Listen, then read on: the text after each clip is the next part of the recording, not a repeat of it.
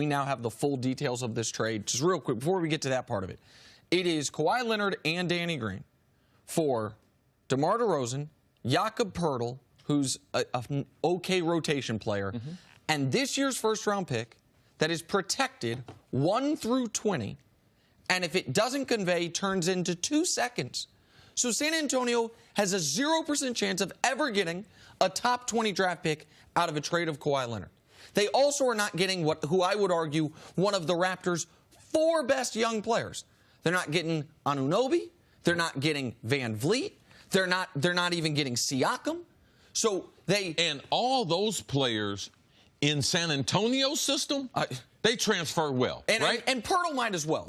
But if I'm ranking the young players on Toronto, they got the 4th or 5th best young player, a pick that will never be a top 20 pick, and a player who I think is a good player, but on a bad contract, owing him $83 million over the next 3 years. That's what San Antonio got, which speaks to what the other offers I think around the league were. But now I just want to let the audience know everything they got. But as far as now, we were talking about earlier, a couple other teams going, oh, we could have gotten more had we just put a little more on the table. But the lying to DeRozan, and people don't know, they said at Summer League they met with him, we're not trading you, and then they traded him. Yeah, I just don't think the good offers were out there. Based on Kawhi's demands, that killed the market. That killed Boston from being involved in it. That killed Philadelphia from being involved in it because, as you can see, DeRozan was the best player based on all the rumors that was offered. The Lakers weren't offering anything like that, but I wouldn't get caught up into, oh, these guys are best buddies and everything. Him and Kyle Lowry? I mean, yeah, they're best friends and everything, but both of them have guaranteed contracts. It's not like one of them's not going to be on the team, the other one's not going to be playing basketball. All his money's guaranteed. His family's taken care of. So from a personal comfort standpoint, yeah, he's going to be upset and everything, but he works for the organization, the same organization that just traded his buddy. And just the way they lied to his buddy, they could lie to him. Well, so for me, it would put me on red alert as far as, do I trust them? And everything that they tell me, I'm going to have to cross-check that to make sure that they're potentially telling me the truth. And you also have to recognize from the Toronto side of things, listen, I think this is a great move for Toronto. They kept their young players. They added a guy who's either the second best player in the Eastern Conference. They won 59 games last year. They can now go for their first NBA Finals. They can go for it to make their first NBA Finals in the history of the organization. And then if Kawhi leaves, and he's going to leave in a year, we would assume, you're off DeRozan's money. You have a bunch of expiring deals. Danny Green, who you got in the trade, his deal is expiring this year. Lowry, Ibaka, and Valanciunas' deal expires in 2 years. You can go rebuild. So I like this move for them from just a 10,000 feet perspective. But from we are dealing with human beings. And we do have the tough sell of we're out of the country. Taxes are higher here. A lot of the guys we're recruiting have never been to Canada via guys we're recruiting in free agency, except for when they played the Raptors. And Vince Carter left us. Tracy McGrady left us. Chris Bosh left us. Here's what DeMar DeRozan said the day he signed his contract extension, his 5-year deal. I put my blood, sweat, and tears into this organization, and I wasn't done yet. I'm far from done. I haven't accomplished what I would accomplish yet. It's crazy to be sitting here. I'm going to be back for 5 more years. I am Toronto. Outside of where I'm from, I represent this thing harder than anybody. I've got so many goals I want to accomplish still, and I just can't wait to put that jersey back on and keep going. That was 2 years ago. 2 weeks ago, they tell him he's not going anywhere. He's the best player on their team, 4th best player in the history of the franchise. And they trade him. What about the other players, the great players in the history of the Toronto franchise? They didn't want to play there. Right. That's the thing, is they've only had 4 guys that I would say are at this level, and 3 of them couldn't wait to leave. Vince played his way out of there. Tracy wanted to leave.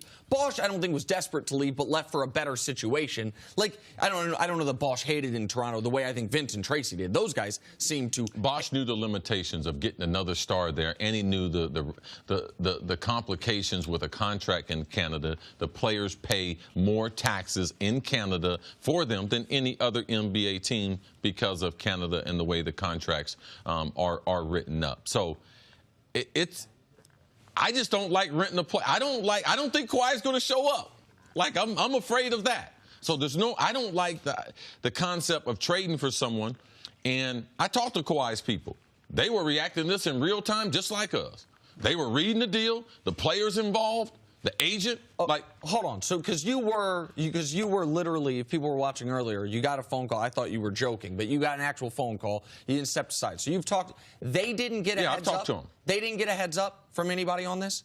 No, they were reading it in real time. Well, what players involved? I don't know yet. Until in the 8 o'clock hour, they didn't know the other players involved. And then we got more information in the 9 o'clock hour. And yes, I have a conference call right after the show. So we thought that if any team was going to make a trade for Kawhi that wasn't a Los Angeles-based team, that one of the steps would be get permission from the Spurs to talk to Kawhi and take his temperature on the whole thing. And whether they got permission or not. And the Spurs had communicated that to Kawhi and his team. And the other thing we talked about is that Greg Popovich was going to be talking to Kawhi throughout every step and every part of this process to let him know what other teams were being considered and how close they were to sending him. I think he knew that the Raptors were on the board. Not this close. But they didn't know. They clearly didn't know the trade was happening. Now, there is a very interesting Greg Popovich angle to all this, which is Team USA basketball training camp opens this week. Kawhi Leonard's on that team. DeMar DeRozan's on that team. Who's coaching Greg that team? Popovich's the coach of that team. Okay. And 12 hours ago, the big Kawhi Leonard news was he might show up to that training camp and let the whole world see him play basketball for the first time since he re-aggravated that injury or whatever happened to him last year. So this is, if you're the Spurs, I get why getting a player of DeRozan's caliber when it's Greg Popovich's last couple years is attractive to you. You don't have to rebuild. You made the playoffs last year essentially without Kawhi Leonard. You now add an all-star. Danny Green's throwing in the trade an expiring deal even though he's a fine player. I understand why they would take this. I am very surprised the Spurs came out of trading Kawhi Leonard and did not get a lottery pick. What did they want from Los Angeles? Like what? 2 picks and 2 swaps. Right. So they wanted 4 and 3 players. They wanted 4 potential first-round picks, a former number 2 pick of the draft in Brandon Ingram, Kyle Kuzma, and Josh Hart. So even if that's just, what do you want for your house? $1 million. I'll take $400,000. I'm starting high. Like even if it was overselling it, like at some point we in the media or with the Spurs or somebody drastically overstated what the return on Kawhi Leonard would be. Well, you knew it wasn't going to be the type of return because he had so many things out there. The injury, missing so much time, the dispute with San Antonio, the demands to be traded to only one city to 2 teams. One of the teams doesn't have the assets or the draft picks in the Clippers. We saw potentially what they asked Magic Johnson, Rob Pelinka for. Now, what they end up settling for was light years compared to what they were trying to get from the Lakers. So you might like what Toronto did. I like what the Lakers didn't do because they could still land Kawhi. And Kawhi's not in the West. He's in the East. He's coming back West at the latest next year. Well, the part of where he went out East for the Lakers, I think also matters.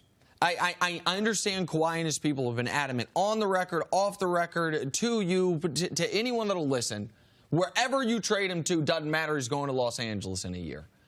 I think Boston or Philly could have had a better chance of retaining him because I think either of those teams, if they got him, become the clear-cut best team in the East.